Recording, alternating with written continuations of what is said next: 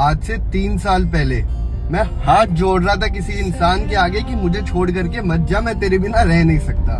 तबीयत इतनी खराब हुई कि हॉस्पिटल में एडमिट तक होना पड़ा। अब मेरे बगल वाले बेड पे ना एक बुजुर्ग अंकल थे। अब क्या तो उनकी उम्र हो गई थी या तो उनको कोई बीमारी थी। वो रात को डेली चीखते चिल्लाते, नर्सेस डॉक्टर के आगे भीख मांगते कि मुझे ठीक कर दो, मुझे घर जाना है। अगले दिन सुबह वही होता, उनके बीवी बच्चे आते, वही कहते कि इन्हें ठीक कर दो, इन्हें घर जाना है।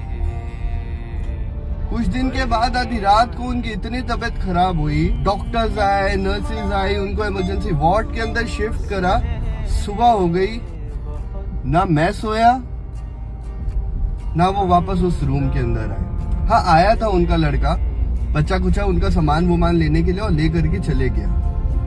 उस दिन एक बात समझ आ गई कि हम अपनी आधी जिंदगी में बिना सिर्फ और सिर्फ आधी जिंदगी जी पाते हैं। बच्ची आधी जिंदगी निकाल देते हैं दूसरों को मनाने में, उनके पीछे रोने में, उनको खुश करने में। वो दूसरे जिनको हमारे होने ना होने से फर्क ही नहीं पड़ता।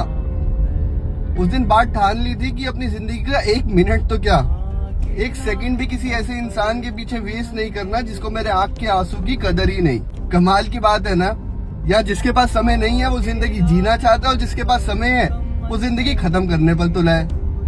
ये जो तुम्हारी प्रॉब्लम्स, लाइफ की टेंशन, स्ट्रेस, ये सब टेम्पररी है, और जिंदगी खत्म करना इन सब चीजों का सॉल्यूशन नहीं है। आज से 3 साल के बाद जब पीछे मुड़ करके देखोगे ना उन चीजों को, तो हंसोगे जैसे आज मैं हंसता हूं उन चीजों पर। मैंने कहीं पढ़ा था कि अंत में जाकर के ना सब ठीक हो ही जाता है, और अगर अब सब ठीक नहीं है ना तो याद रखना ये अंत नहीं है। You deserve a better ending मेरी जान।